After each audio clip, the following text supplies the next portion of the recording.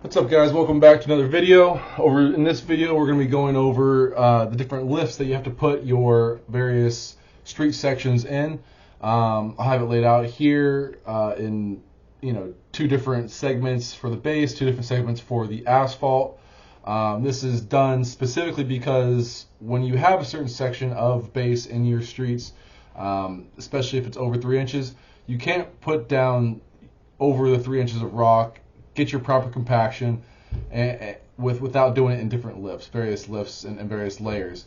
A very typical street section is 4 inches of asphalt, which you'll see here by 1.5 plus 2.5. That'll give you your 4 inches of asphalt, and your base 3 inches and 3 inches if you're going with the full 6-inch section of base.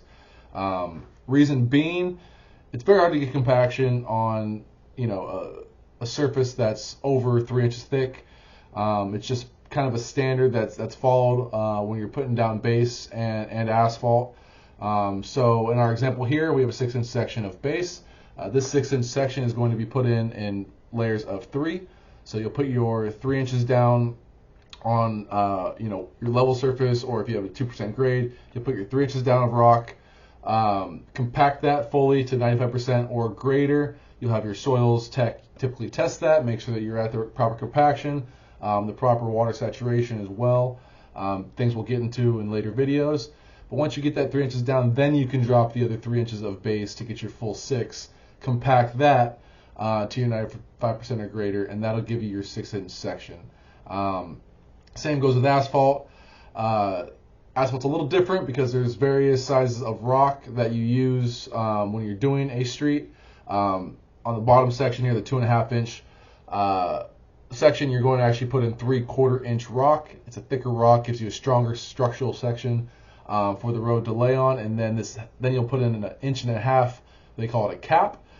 This 1.5 inch cap is done with 1.5 inch rock. The 1.5 inch rock gives you a lot smoother surface, looks a nicer finish to it.